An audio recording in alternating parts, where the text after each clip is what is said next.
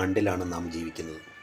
എന്നിട്ട് നമ്മുടെ എല്ലാം ജാതി ചിന്തകൾക്കും സ്വാർത്ഥ താല്പര്യങ്ങൾക്കും യാതൊരുവിധ കോട്ടവും സംഭവിച്ചിട്ടില്ല എന്ന് തോന്നുന്ന വിധമാണ് ഇപ്പോൾ നമ്മുടെ എല്ലാം സാമൂഹികമായ അവസ്ഥ മുന്നോട്ട് പോയിക്കൊണ്ടിരിക്കുന്നത്.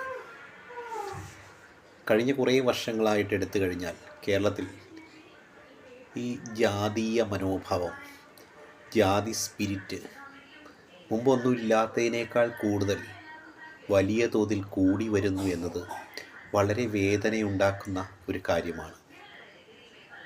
ഏത് മതസംഘടന എടുത്താലും ഏത് ജാതി സംഘടന എടുത്താലും അവരുടെ എല്ലാ ആഘോഷങ്ങൾ അവരുടെ മാത്രം താല്പര്യങ്ങൾ സംരക്ഷിക്കുന്നതിനും അവരുടെ മാത്രം ലക്ഷ്യങ്ങൾ നേടിയെടുക്കുന്നതിനും അവർക്ക് വേണ്ടി മാത്രം സംസാരിക്കുന്നതിനും വേണ്ടി അവർ നടത്തുന്ന വലിയ പ്രകടനങ്ങളും ജാഥകളും കൊണ്ട് തെരുവുകൾ മൊത്തം നിറയ്ക്കുന്നൊരു കാഴ്ചയാണ് കാണുന്നത്.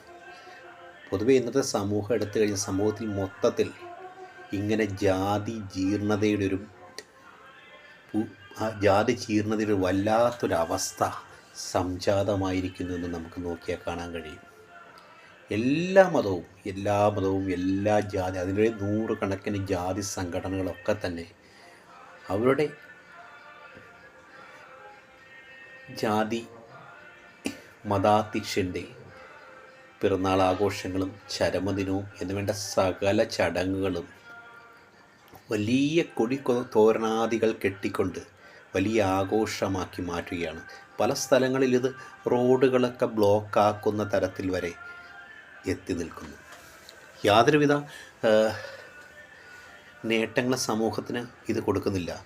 നവോത്ഥാന മൂല്യങ്ങളും പ്രബുദ്ധ കേരളമെന്നും പ്രബുദ്ധ കേരളമെന്നുമൊക്കെ നമ്മൾ വാതോരാതെ സംസാരിക്കുന്ന നമ്മുടെ നാട്ടിൽ ഇന്ന് ജാതീയമായ ചിന്തകൾ വളരെ വലിയ തോതിൽ വളർന്നു വരുന്നു എന്ന് നമ്മൾ മനസ്സിലാക്കേണ്ടിയിരിക്കുന്നു.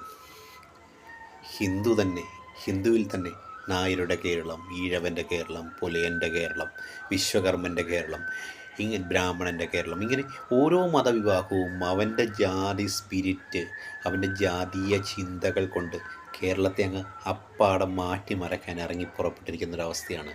ഓരോ മത നേതാവിൻ്റെയും ജനനത്തിനും മരണത്തിനും വരെ അവധി വേണമെന്ന് വാദിക്കുകയും അതിന് പൊതു അവധി പ്രഖ്യാപിക്കുകയും ചെയ്യേണ്ട സാഹചര്യമാണ് നമ്മുടെ നാട്ടിൽ നിന്ന് നിലവിലുള്ളത്. ലോകത്ത് ഒരിടത്തും കാണാത്ത ഒരു കാഴ്ചപ്പാടിലാണ് പ്രബുദ്ധ കേരളത്തിലെ ജനങ്ങൾ മുന്നോട്ട് പോയിക്കൊണ്ടിരിക്കുന്നത്. വളരെ സങ്കടകരമായ ഒരവസ്ഥയാണിത്. കേരളം ഇങ്ങോട്ടാണ് പോകുന്നതെന്ന് പോലും നമ്മൾ ചിന്തിക്കേണ്ടിയിരിക്കുന്നു.